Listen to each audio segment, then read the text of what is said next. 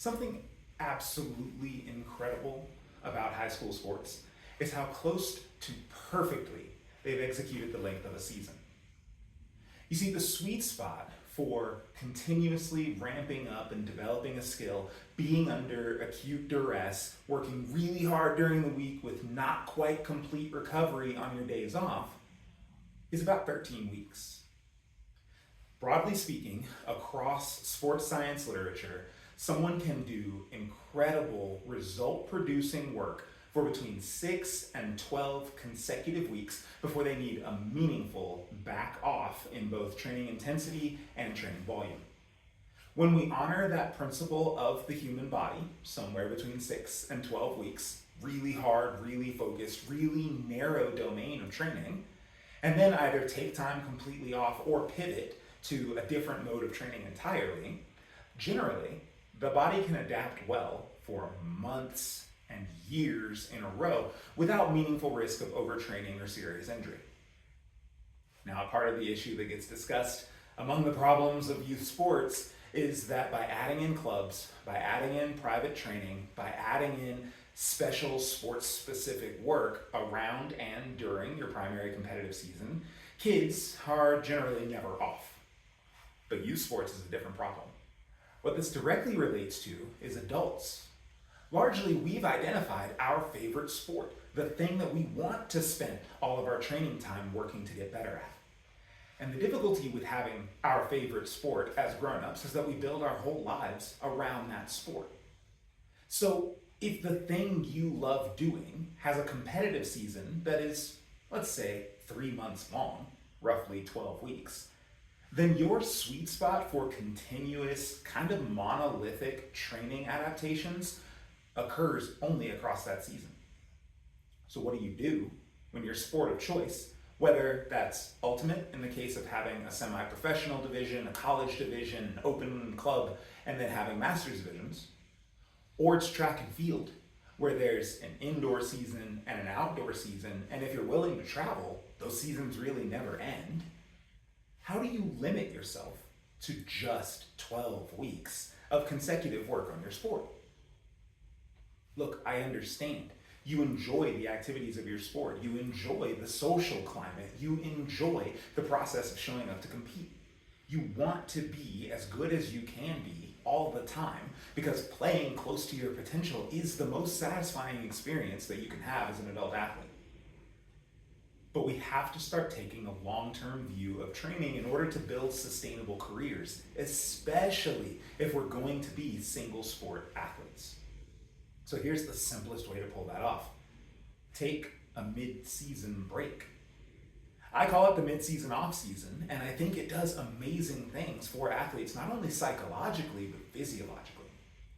What tends to concern athletes about taking between 7 and 14 days all the way off right in the middle of their season is that they're going to lose all of the gains that they've spent months working to build. That's not supported by the literature. So first, let's remember, we're not professionals. If you're genuinely a professional, meaning you make your full-time income and do your full-time job as performing as an athlete, you exist in a different space. You are performing at a higher level than most people can conceive, and any material loss in your physical or psychological readiness can have devastating impact on your income from the year, on your potential for continuing to generate sponsorships, or for your performances at the biggest competitions. But adults are amateurs. We are paying to play. And because of that, we're actually almost never at 100% of our potential anyway. And what I'd like to help more athletes understand is that being at between 90 and 95% of your potential when you show up to compete is not only okay, but may actually produce a better overall performance outcome for you because you don't feel the psychological pressure to deliver on some kind of implied performance promise that you've either made to yourself or to others. Anyway, here's what's supported in the literature. Strength training that's conducted over about 24 weeks, so we're going to say 6 months because that's simpler, followed by an extended period of detraining, declines as follows. Whatever amount of gains you've made, let's call that unit 1, 100%. So everything I say now represents a loss from the peak that you had reached during your 6 months of training. In your first month off, the loss in strength is immaterial. It's effectively zero. And it really matters what it is you choose to measure as your metric of choice for strength. But 4 continuous weeks with no strength training activity whatsoever has a negligible effect on your overall force production. The literature does show that your muscle mass declines. Now, this is believed to be largely sarcoplasmic, which means the fluid that circulates in and around your muscles. A job of that fluid is to contain glycogen and glucose, which are used to fuel the muscle during work. If your body perceives that you're no longer doing the heavy, hard stimulus that you were hitting in the gym, it therefore concludes that it's not necessary to keep carrying around all of that extra sugar close to the muscle because it's not being used. So it starts to discard that muscle because it doesn't believe you're going to need the ready availability of sugars both for continued hard training and for recovering from that training. Because of that, it discards the sugars, puts them elsewhere in circulation, the muscle size itself declines. So muscle mass appears to decline after a period of detraining, whereas muscle strength shows almost no change in the first month. But what happens if you fast forward to 6 months of absolutely no training whatsoever? Strength losses are reported to be between 10 and 30%. Now those are dramatic losses, but remember what 100% means.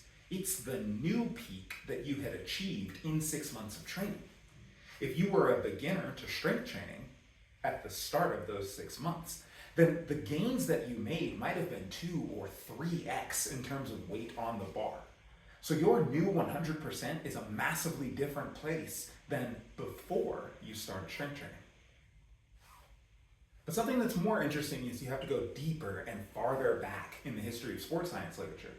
For accomplished weightlifters, candidate of Master of Sport and Master of Sport in the old Soviet language, who had reached world-class levels of strength, extended periods of detraining, something on the order of 1 to 2 years, only showed 5 to 10% declines in their absolute force production. Now their technical skills had declined dramatically. So those same weightlifters had a much harder time demonstrating their available strength in the competitive lifts of the clean and press, the snatch, and the clean and jerk. But in simpler lifts, like the deadlift, like the back squat, like just the overhead press, they were still remarkably strong. In fact, they were still stronger than most people you would ever encounter while walking down the street, even if all of those people were amateur athletes. Now there is another side to detraining, and this is the one that we tend to perceive when we take some time off and then get back on the field, and it causes a lot of the psychological distress. When you provide cardiovascular adaptations across between 3 and 6 months of training, whatever that peak that you reach is, and we'll use VO2 max as a useful metric of choice, that's your new 100%. 4 weeks, 1 month of detraining, even after 3 to 6 months of continuous progressive training, can result in as much as 10% loss in power production at VO2 max. That is not a measurement of the VO2 max itself, how well you exchange oxygen, but a measure of how much force you can produce while working at the equivalent oxygen exchange rate. VO2 max itself seems to decline between 2 and 3% with a month off. So what's the point of all of this? I'm encouraging adult athletes who play one sport year-round, even if there are minor variations to format, to take a week off, basically in the middle of every season, to do nothing, to get away from the sport. Now there are 2 realities here. The first of them is that the idea of taking a week off is very stressful psychologically, but what I'm here to tell you is that that's pressure you're putting on yourself, and it comes from unfounded beliefs about how much performance you'll actually lose by having some time to rest. But the second piece is that the adult amateur athlete is generally using sport as a vehicle to promote better health. You're probably a generally active person. And so if you take that week off from sport, nothing says that you have to sit perfectly still and potato on your couch for a week. Instead, use that time to do the activities that don't fit during your normal sports season. It's perfect in the winter here in Colorado to put a few extra ski days in. It's perfect with the intermittent weather of Texas to take a sunshiny day and go on a long bike ride. It's perfect to work on skills that you maybe learned in a sport years ago when you competed differently as a child and you haven't had a chance to play with since. Play a little tennis. Go on a hike. Take this opportunity to swim. Refine your golf swing. By taking a week away from your sport, I'm not saying you have to stop all activity. What I'm saying is that overuse injuries dramatically reduce by taking that time off. A sense of burnout, a sense of disconnection from your sport tends to be reduced by having a little bit of time away. Basically, you come back happier and more interested in playing, knowing that you have a 10-month long season by taking a week off at intervals that otherwise wouldn't make sense to other people.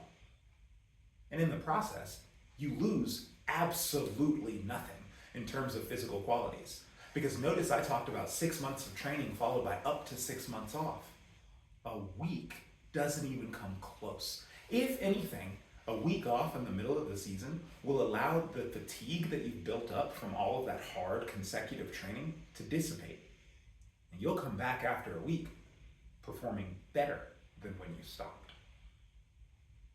Again, one of the best things about high school sports is how close to perfectly they got the adaptation cycle right.